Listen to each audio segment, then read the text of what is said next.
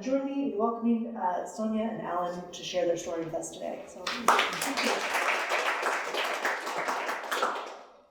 thank you, and thank you all for coming out today.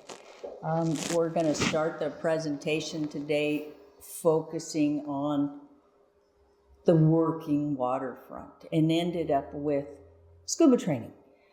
So with that, we will just let Allen take it from there. We'll start with hydro testing. How many people in here know what hydro testing is, hydrostatic examinations? Divers know about what it is. Well, a lot of people know. Cylinders, high pressure cylinders, the CO2 that McDonald's uses to make your soda pops fizzy, the LPG, liquid propane gas that you use to heat your house or your cook stove, those cylinders all have to be tested regularly. There's a federal code of regulations that require that, and that came to being because cylinders used to be welded on and people would put bolts in them and then they would blow up and injure people sometimes grievously. So came down from the federal government that we have to test the elasticity of the cylinder once every 5 years. And that's any high pressure cylinder, the SCBA, self-contained breathing pack, the bottles the firemen wear upside down, those have to be tested. Scuba cylinders, I've already stated, your propane tanks, oxygen cylinders, acetylene welding, anything that is filled with high pressure gas or liquid and offered up for transportation on the roadways of the United States has to be by federal law tested. And what we do is physically examine the cylinder inside and out, fill it with water, allow the temperature to stabilize. Put it in a larger container that's also filled with water, cap everything off, seal it with O-rings, and then we pressurize the cylinder inside, the one that holds the acetylene, oxygen, air for divers, whatever, and we pressurize it to a certain amount. Depending on the cylinder, it's pressurized at different amounts. When that happens, the tank expands, it stretches, and as it stretches, we have some very, very accurate measuring equipment that determine how far it stretches. We have to hold that pressure on it for X amount of time, allow the pressure then to be released. The tank compresses back. It's like a twig. If you take a twig and it's supple and green, you can flex it and there's no problem. If it's dried out, it'll snap. The same with the cylinders. So we stretch it and then allow it to recompress, and it can't have more than 10% permitted expansion. If it stretches more than 10% and doesn't go back, then we have to condemn the cylinder, and that's for the safety of everybody. It's a fairly interesting event. It makes a lot of noise. If you look on the cylinders themselves, can you click the next slide in, I think? This is my hydro station here. It's not, here's the hydro station here. The cylinders are filled with water, devalved first, of course, filled with water, stabilized. And we have what they call spuds that we put in them with high pressure quick disconnects. We put it in this lid here, raise it up with the winch, put them in the lid, lower them into that cylinder, use this pump. That little bitty pump there will pump up to a little over 11,000 PSI. It's a pretty high pressure pump. And then we measure the amount of expansion and then the fraction when they're taken back and make sure that they're within 10%. What we do find here a lot in Southeast Alaska, Alaskans are a real independent lot. Some people go to, used to be Sears Craftsman Center, I don't know where it is now, Ace Hardware, and they buy a stamp set and they'll stamp their own numbers on it. I run across a lot of cylinders with fake hydros on them. It's felony to do that, first of all. If you get caught doing it, you're in trouble. And secondly, we're not testing the cylinder, and it can only expand and contract, be filled so many times and stretched like anything else. and that it's going to wear out. So if you look at the neck of any cylinder made anywhere, there's a whole ring of numbers around the outside of it. There's the manufacturer, the data was manufactured, the serial number on it, just like a car or a firearm or anything else. There's a lot of information on the cylinder, and changing any of that information without authorization from the federal government to do that is illegal, and even worse than that, it's dangerous to other people around. That's why the requirements for hydro came to be, as I've already mentioned, because of a few cylinders over the years did explode and do grievous damage to people. Any questions about hydros? Yes. Sir? How long does that process take for testing them? Well, depends on the cylinder. The cylinder's actually held that pressure most for 30 seconds, some for 60 seconds. But because of this, called a water jacket, when it's 10 inches, 42 inches high, it's filled with water, and it's at ambient room temperature. When I devalve the cylinders, put them up on my bench, we have lights and cameras that look inside them. We physically check them to make sure there's no corrosion, pitting, cracks in the neck, etc. And then we fill them with water and set them down. The water coming out of the tap, particularly this time of the year, substantially colder than the ambient temperature, so we need to allow that to set for a minimum of 24 hours to stabilize.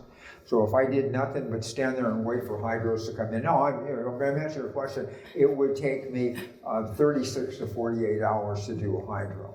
That's if you wanted it to pass. If you want me to fill it with water and put it in, and the water, is 38 degrees, 40 degrees coming out of the faucet, the water is 65 or 66 degrees in my jacket, then I'll stamp a bunch of X's to the serial number, because I guarantee it'll fail. A little as 2 degree difference in temperature will, because the measuring equipment is really accurate. I need to test the expansion of a steel or aluminum or CFF, carbon fiber filament of cylinder, whatever. So the process is accurate. It takes a little while to do it. People don't understand why they bring it and say, we'll be ready next week. Well, it's not like just doing an air fill. It takes a little bit longer than that. Good question. Can I sit down and stop now? No. Oh, okay. It's also worth noting that you can't just buy a hydro station and set up and do hydros. It's all authorized federally by the government, and we're re-inspected once every 5 years and have to pass those inspections. Which cost several $1,000s. We even had to pay the inspector for the time he said in Seattle waiting between planes. He was charging us per hour. But you have to have the authorization, and back to it, if you just start stamping numbers on cylinders, even if you know what you're doing and have the equipment, if you don't have the current authorization, that's a felony to stamp a cylinder. So we have never had a QA, a quality assurance violation, or any of our records have never been held in question or anything. We follow the rules, and then we don't have a problem. Is that hydro the same as for fire extinguishers? Yes, sir. Fire extinguishers are required. I do a lot of fire extinguishers for Tyler Industrial. They do the CO2 cylinders. The small cylinders have to be hydrostatically tested as well, but I don't do those anymore. I used to, but it's too messy with all of the yellow powder and all that. I'd rather just do it with the water. So Tyler does the small extinguishers, the Class D, the high pressure cylinders, the CO2 cylinders, they bring to us, and when we do those 1800 PSI cylinders. And any high pressure cylinder has to be tested. Even the little paintball cylinders, and I make a lot of the kids mad at me because I pretty much just won't do those. I mean, I don't get me wrong, I got kids, I got grandkids, I love children. I just don't want a bunch of testosterone-laced young men hanging around my shop with paintball guns. I'm not sure that would work out well for me. Yeah, questions? We good? Okay. Oh, okay. Yeah, after the tanks are ready to go, we do oxygen fills. I fill oxygen for people more than I'd like sometimes. and there's two requirements for me to put pure oxygen in a cylinder. Beyond it has to be an oxygen cylinder and current with this hydro.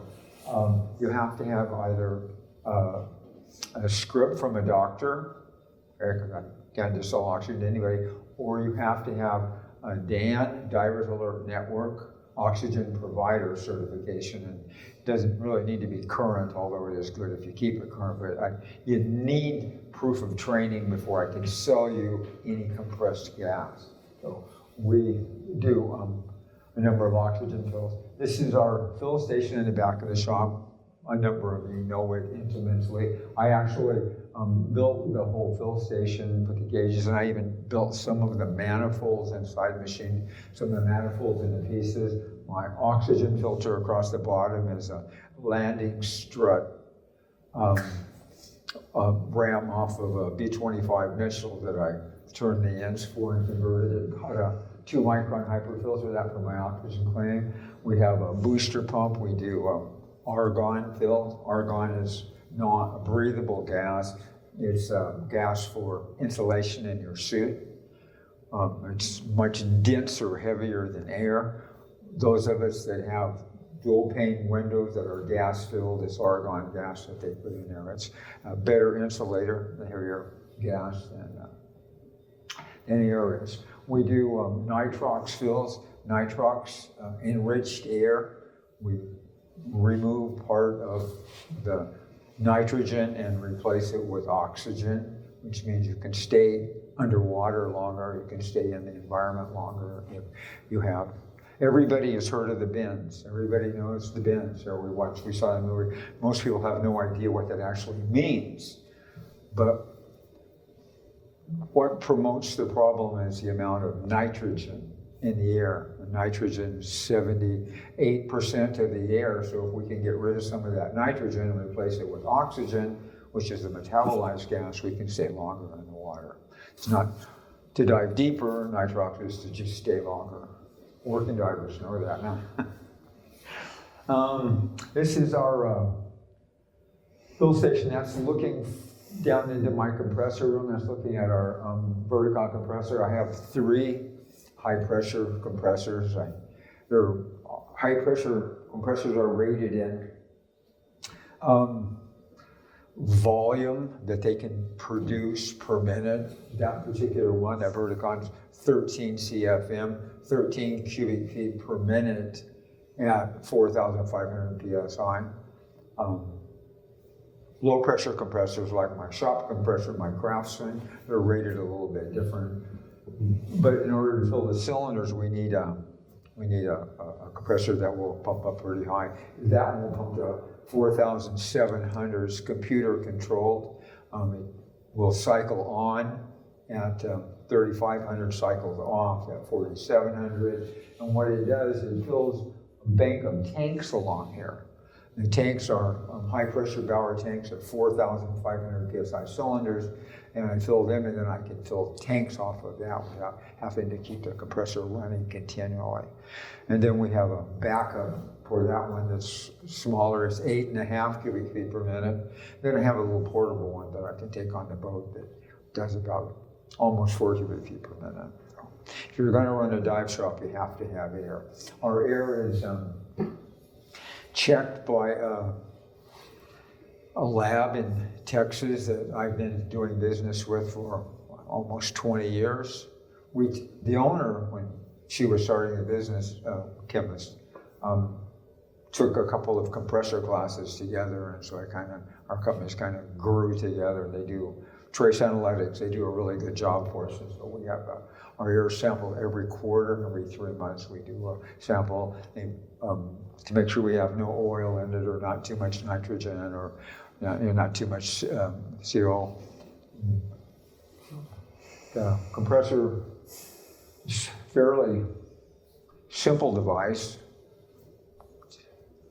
as long as you don't overwork it. That's why we have bigger ones and bigger ones. We started with the small one, and then as the shop grew, we bought a larger compressor. Then the shop grew, we bought a larger compressor, and if I keep the business, I'm probably even going to need a bigger one. But I'm not sure, I'll be 74 this year, I'm not sure how much longer I'm gonna continue doing this. The rest of the day though, I'm sure. Any questions about the air? Ma'am? Do you have an estimate for the number of tanks you fill a year? I know how many you do for me, but like what? Well, I can tell you exactly how many visual inspections I do and how many hydros I do because there's laws require me to keep track of those. I have a very accurate record. But I would say air fills are probably 5, 6 times, 7 times the amount of visual inspections that I do. Several thousand a year, there's no doubt about that. I do 12,000 fills a year. I mean, sometimes one entity alone, like the Ketchikan before, brought me 83 cylinders, 4,500 PSI cylinders to service. They were out of inspection, had to be serviced and filled and taken back. And a lot of times the working divers, the harvesters, they'll send me 12, 15, 20 tanks at a time. And so that's a good question, Whitney. I never thought of trying to keep track of it. You know. Well, I could run QuickBook reports on fill sales, but then I'd have to look at punch cards and yada yada. You can't have a dive center without tank fills. It just can't be. And then being the only hydro station, there are working divers around Southeast that actually do their work with tanks, not hoses. And there's 40 of them from Petersburg in right now. 42. They're done working for the season. They sent them all down to be hydro. So lots of fills, lots of fills. You get used to the hum of the compressor. What kind of filters do you use for the oxygen tanks when you fill them? Well, the oxygen is pure transfills. So oxygen cylinders are filled USP, medical grade O2. There's 3 from grades of K oxygen. bottle. You're aware of that. There's aviator grade, there's industrial grade, and there's pharmaceutical USP grade. Industrial grade, that's what I use my oxygen acetylene torch at home in my shop. I use industrial grade oxygen there.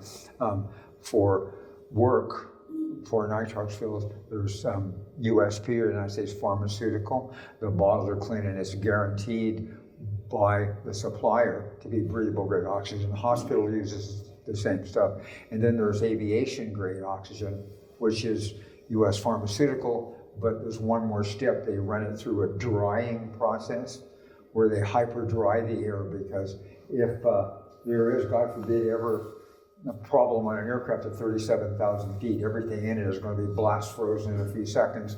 If there's any moisture in the lines bringing you the oxygen from the little masks, they're always on, and will drop down, they'll all freeze up solid instantly, in just seconds.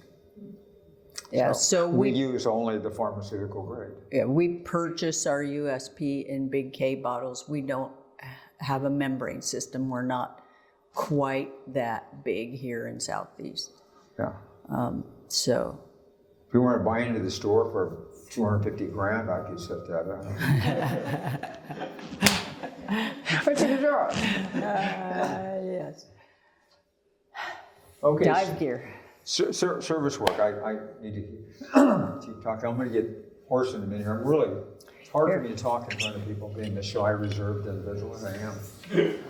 But I do an awful lot of service. I have a letter somewhere that I'm really proud of from the state of Alaska Department of Fish and Game, saying that all the regulators should be sent to Wind and Water, all of their dive gear, should be sent to Wind and Water for repair. I've kept that. I was really proud to get that letter. The manufacturers of scuba equipment suggest in today's world that it be annual, which means, that's me getting too close to the speaker, probably. It's called feedback, for those of you that know about radio. All right.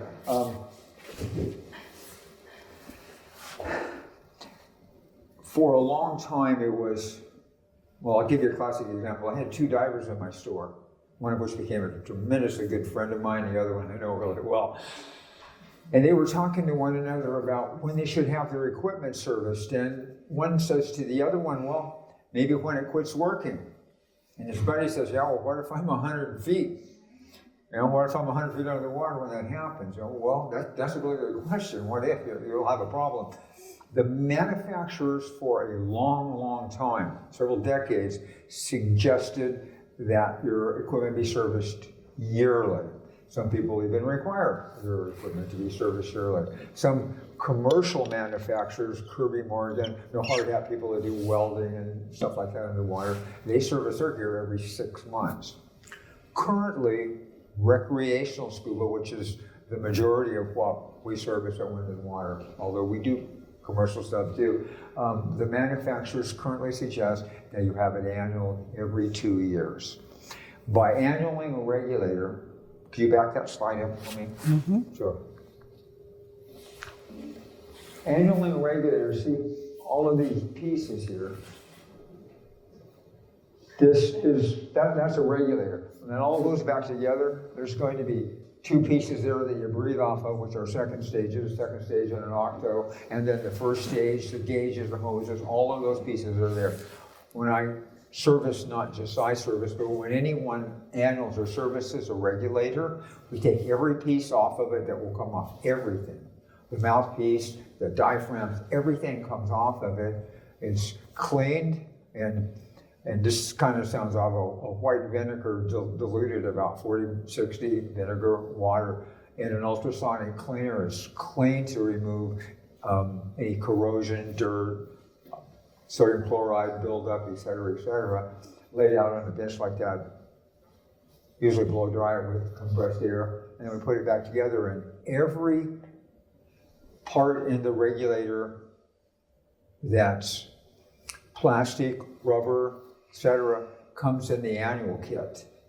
Right? And all of those seats, O-rings, seals, diaphragms, everything is replaced as part of the annual service. The only pieces that are left are the solid brass pieces, and we always plug them in and turn them on when we're done to make sure that they work. We never just send them out the door because this is life support equipment that we're working on. You know, contrary to popular belief, we do check them out. You know, the thing I know, I have a lot of people over the years have become somewhat annoyed with me, but I can't sell you the kits. I can't do it.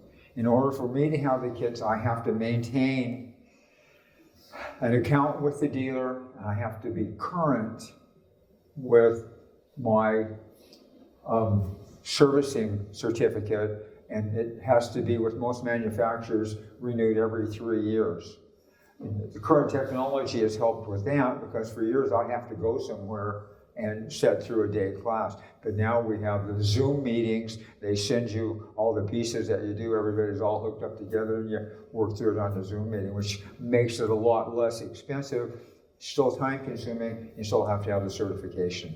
People come in and they, well, you know, I have a, you know, Poseidon 3960, I need an annual kit for it. Outstanding, bring it in, I'll clean it and I'll put it in there and adjust it, okay? And you won't have a problem. I do an awful lot of service, and quite proud of it. We've never had any issues with any of our service work that we've done. And silly stuff like you have to put a zip tie on a mouthpiece or something. But when we do annual, I have a saying. Sonny and I are both certified cave divers. I have a saying that when people pick up their gear, like, I'd let my daughter dive this in a cave, so don't worry about it. It's in good shape now. Yeah. I enjoy doing the service work. Particularly doing the service work, I'm in the back, nobody's there but my dog, Little Bear. He's back there with me, and I turn on some music and can just work on regulators. It's really quite nice. Ma'am. How we doing for time? Oh, you guys are fine. Okay. And then Alan works on his favorite commercial harvest dive gear, and that'd be full face mask sometimes. You know, and puts them back together. Yeah. We won't talk a lot about that, but well, no, I told you I do some commercial work too. We sell OTS, Guardian masks, Ocean Technology Systems. We sell Interspiro, Auga full face masks, and we sell Kirby Morgan. And anybody knows anything about diving, Kirby Morgan invented a lot of the stuff commercial divers do today. They're still one of the most notable companies in that particular business. And not only that, in the real world, I used to be a broadcast engineer before I became a rich, successful scuba shop entrepreneur. I worked for the Radio Corporation of America. I worked for RCA for a long time. So I also service the communication gears, the OTX boxes, the Rise inhalers, sell lots and lots of speakers and master comm units for the switches. I work on an awful lot of those. And I won't work on any other electronics, so I don't do anything else, only for my divers. That's all I work on. We do actually quite a bit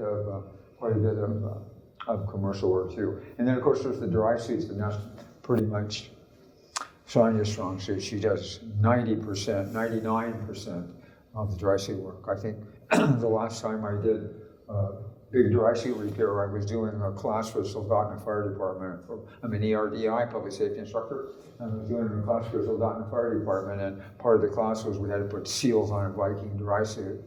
And mine don't look as pretty as hers, but I can stick them on so they don't leak. That's the important part. She does a really good job with the dry suits, and she works on a lot of them. How many dry suits you think you do a year? That's a question. I try not to count. Sport diver dry suits or harvest diver dry suits, very different. But every one of them have similarities. They all have neck seals of one sort or other. They all have wrist cuffs of one sort or other, and they all have zippers. And then sport divers tend to baby their suits a little more, so they're cleaner. They don't smell like cucumbers, and have 5,200 bedding compound all over the knees. But it's still nice to be dry. Yeah, for all the divers that are in here, it's nice not to have a seepy dry suit. So to pressure test properly, suits are turned inside out and blown up to about 2 psi, and then tested. And that's about what your A1 inflatable is, about 2 psi. yeah. That's And then it blowing the suit up. will show leaks. So, but your suits can last a long time if you take care of it. If you're sport divers and if you're working divers, it is a tool, and all tools need to be replaced every so often. Some divers more than others. It depends on how many urchins they land on. No, I'm just kidding. So one last comment before we leave the service business. Cleanliness is next to godliness. I know that we've all heard that. Sodium chloride, salt, is one of the most caustic substances in the planet that we deal with so often. 3/4 of the planet is covered with salt water. H2O, the water itself, is bad enough. It doesn't hurt the dive gear, but you combine it with the sodium chloride. You dive under pressure, it forces into every part of your gear. And I work on lots and lots of gear that's thrashed. If you're a diver, if you have dive gear, don't spray out it with a hose for 30 seconds. It's going to keep you alive the next time. So take a second, man. Okay, submerge it in water if you can. Soak it for a couple of minutes. Get that salt out of it, all right? Because salt is really horrible. The water, not so much. Salt is terrible. okay. So we're going to give Allen a break now and talk about training, which is more about having fun. Oh wait, did we say that? Can you really have fun in a dive shop? Yes. So we teach classes from open water diver to technical classes, and it is a progression. You can't take an open water class and then become a technical diver in 2 months. Doesn't work that way. You need time in the water. So at an open water level, you're learning the basics. Our training organizations include NAUI, PADI, TDI, SDI, ERDI for Public Safety, Divers Alert Network. All instructors, and Al and I aren't the only instructors that teach at the shop. We have others that come and go because they like teaching. And they have other real world jobs, and they're there assisting or teaching classes because they really love it. All instructors must be active status and insured to teach. We also teach a fair amount of first aid, CPR, AED classes. Emergency first response is what we teach. It is a very hands-on class. It is a worldwide organization. Lots of people hear of Red Cross or like that, but they are also accredited programs. So ours is OSHA, Coast Guard, and State of Alaska approved. So for those skippers out there that need licenses, it works. And we do private company and group classes as well. So, and then we teach oxygen provider. The Divers Alert Network oxygen provider class is primarily targeted at divers, divers' families, deckhands, people that just love their divers. Oh wait, I say that. You should be first aid CPR certified when you take that class because it is very hands-on. We do compressions in the classroom, administer oxygen. It is worldwide organization. And how many of you in here have taken an oxygen class besides Whitney? 2? Oh. There are some working groups that, ensure that they stay current. It's just like first aid CPR every 2 years. If you don't use it, you lose it, right? So truly, we have seen people show up at the beach on training days by accident that students knew were divers and even former dive leaders who didn't remember how to put an O2 kit together. And when they sort of asked them, and so if you don't use it, you lose it. So it's good to refresh. Questions about the oxygen provider or safety classes? I have a comment. We deal a lot with the harvest divers, cucumbers, geoducks, and people know about them. But I had a call from a boat. They had a problem with the diver. Took a hit for one reason. They had oxygen on the boat, but nobody knew how to assemble the kit and put it on the tank and give them the oxygen. So they had to call the EMTs to figure out how to use the oxygen. So just having equipment, if you don't know how to use it, won't do you any good. That's why the requirements for renewing your license to do the repair work, for renewing your O2 provider tanks. Because if you don't use it, it'll go away, and hopefully I won't have to help a lot of divers that have a problem by putting it together. So I really just review it every 2 years. It's a lot easier on me that way. Okay, so when you learn to dive, for those of you interested, open water class consists of confined water and then open water dives. Some of you in here have taken those classes with us. And so in the pool, confined water, and if you went someplace warm and tropical, confined water could be in a shallow little cove. But confined water is described with pool-like conditions with respect to clarity and turbidity. So here that would mean you'd have to be in a shorty in the ocean in January. So we pay the full, and you get your confined water training, including dry suit use in your pool sessions. And then we go to the ocean and you do your checkout dives. Cheerfully and competently, you show us you can do everything we taught you in the pool. And once you successfully complete that, you're certified. Do you have to do more? Well, you don't have to. However, the next class is either specialties or advanced class. And in advanced, there might be a few people up there that I recognize in here. In advanced class, you do navigation, night, deep being 60 to 100 feet, and 2 electives based on the class. It's fun to do together, and it's just fun to do anytime. And who likes night dives? There's cool things that come out at night, especially the octopus, my favorite creatures. Okay, so, and then we do rescue class. I like to tell my open water students that if you're actively diving, I will sleep good after you're certified through rescue.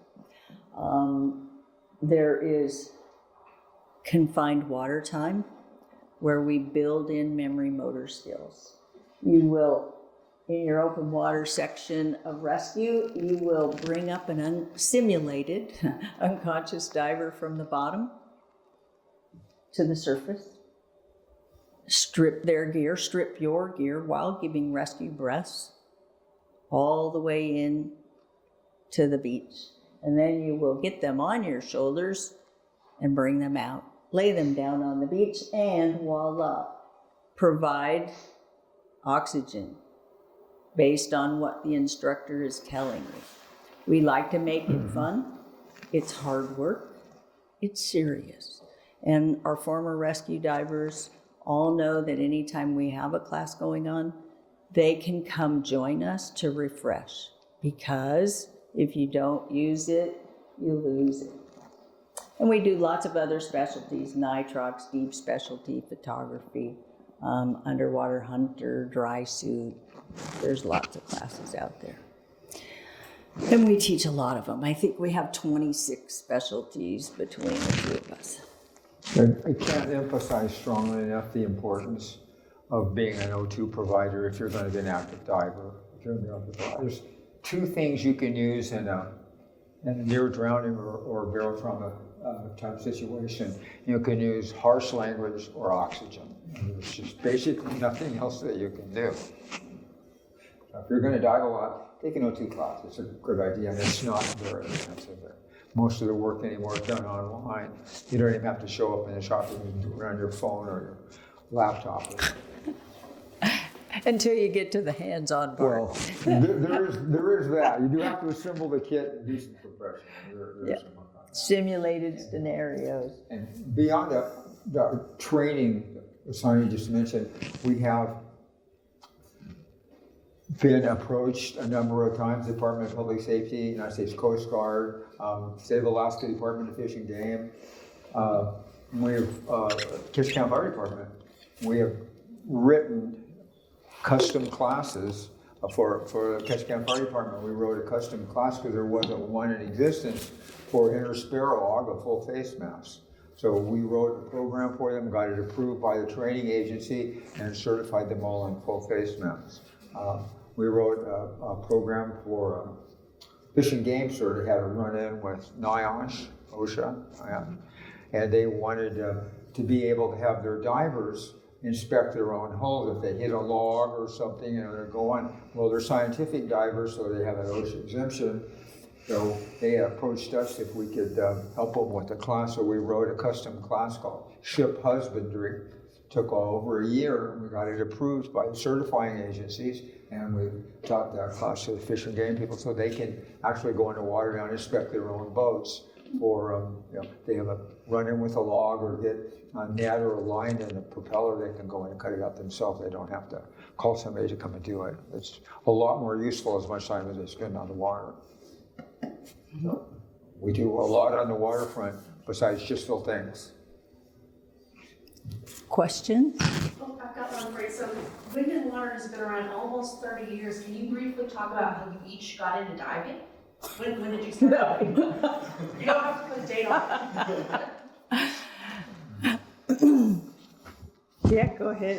When I was in the 4th grade, we had a man and his wife come to our school for one of those gymnasium things where they, put out all the bleachers, and they had double hose regulators. I remember it really well. Double hose regulators and photographs. His cameras were half the size of this table, and they had been somewhere in Indonesia, South Pacific, somewhere with all these pictures. And I saw that, and I got to get me one of them. I got to. And it was a number of years later, I saw an ad, learn to dive for $100. in a newspaper, back when there used to be printed newspapers those days. And so about, I don't know, $100,000 later, here I am, I learned how to dive. Was that Ti- Ketchikan? Are you from Ketchikan? Hell no, we were No. both instructors when we came to Ketchikan. We came to Ketchikan in September of '97, so Was 29 years this year. was in Anchorage. Dive gear has evolved incredibly, just like all other technologies. So when I learned to dive, dry suit valves, inflator, and exhaust were both on the chest. And you had to vent your dry suit. You had to roll over and flare out and go like that to vent your dry suit. It was quite fun. And the feet were icky latex feet, and you put wetsuit boots over them. They put surgical tubing around my neck and wrist because the seals weren't tight enough. I was full of water up to my knees in Prince William Sound in April. And I thought it was better than fresh, warm, sliced bread. So while I was an insurance agent at the time, the dive training as an avocation began, and I was hooked. We were hooked. Yeah, we were hooked, yeah. We both gave up. I could have been retired by now and had some money in the bank. As it is, I have a lot of dive gear. As I told you, a broadcast engineer, Saunya was a State Farm insurance agent, and we gave that up and cashed out some of our money, opened a dive shop. I have no regrets about it. Honestly, I have no regrets whatsoever. I love diving. Saunya mentioned earlier about people teaching because they like to teach. We like to teach because I like sharing the ocean with people. And a lot of people, they get it for long enough. Because a lot of people don't. They don't get it. They get their card and you just never see them again. There's a big dropout diver. But every once in a while, I quit. And it's like, they quit thinking, oh God, I'm going to die. They forget that long enough to look around and see what's there. They're like, no, relax, you're going to be okay. Just look. I mean, it's a different world. If you haven't seen it, it's nothing you can see in a National Geographic movie. Is just not going to do it. It's just not the same as having a sea lion come so close between you that his weight pushes you apart. You're swimming along at 2 knots and he's doing 15 when he goes between you. You can't explain something like that. It's magical. Yeah. So we really didn't want to have a dive shop. We just wanted to teach and help the dive shop that was Do here. charters. And that didn't work out. In '97, there was 6 dive shops in Southeast Alaska. Now there's 1. You have to be willing to work, and you have to be willing to embrace Ketchikan and Southeast working waterfront. Because if you cannot do service work, if you cannot do hydros, if you look at harvesters and say, we don't want to deal with you, you're going to lose a whole lot of business. So it's a package in Southeast Alaska, like so many small communities. And What if you want to retire? What are we going to do? well, we're going to Play with my find toys. somebody who wants to work and teach and enjoy the ocean. And You're young. You want to buy a dive shop? Somebody like the guy sitting behind you with that grin on his face. I mean, no, it'll, somebody will fill the void. There's, Nature reports a vacuum. yeah. Somebody will fill the void. Huh, Oscar? Okay. Anyway. Yes, ma'am. When are your basic classes offered on weekends? Well, we offer open water basic 3 to 4 times a year as a class. And we do custom classes as well. So there's a class session 1 night a week for 3 weeks, along with e-learning. That has become a thing since COVID. We resisted until COVID happened, and then we had no choice. So your classes are some e-learning, some academic, and then there are 4 2-hour in-water confined water sessions at the pool. Those are usually Saturday and Sunday mornings. These days used to be Saturday nights for 5 weeks, but COVID happened and we got bumped out of pool. And we're never too old to learn. She was like, I can give you 2 weekends, Saturday, Sunday morning. And we walked away listening to our students say, you know, I'm so glad I didn't have to wait a week to find out it's not hard to clear my mask. So we went, we'll keep it. So we shortened the class down to 3 weeks, did not shorten any of the time, just more condensed.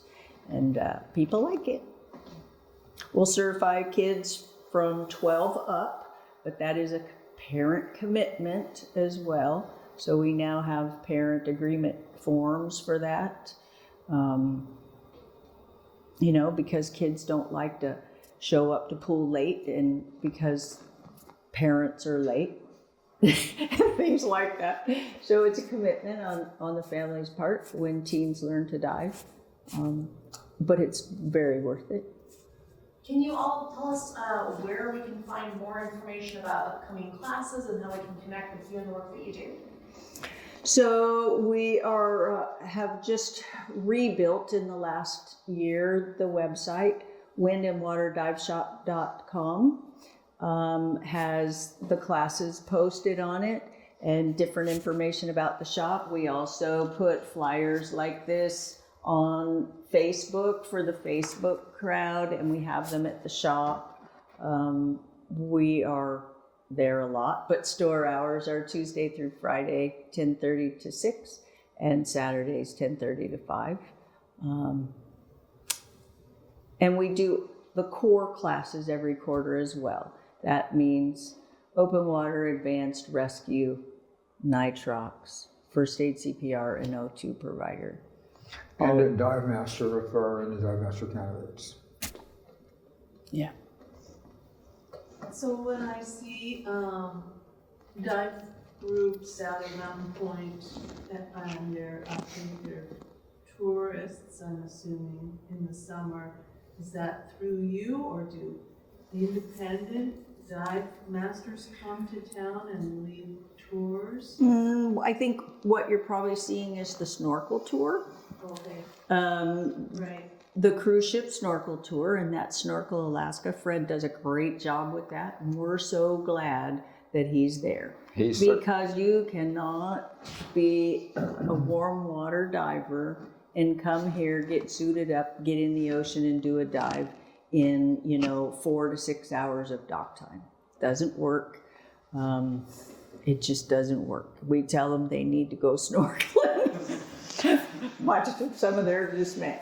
And it's a great thing. It's a good organization. He's a scuba instructor and an avid scuba diver in his own right. He has his tanks filled at our shop a lot. All the people that he hires to work for him are certified through rescue diver minimum. They're all divers and stuff. He takes a lot of tourist diving and he brings us business with all of his employees too. It works out well for everybody. Yeah. All right, are we any last questions for Saunya or Allen? All right, well, if you all can join me in thanking Wind and Water for coming and sharing with us today. Thank you.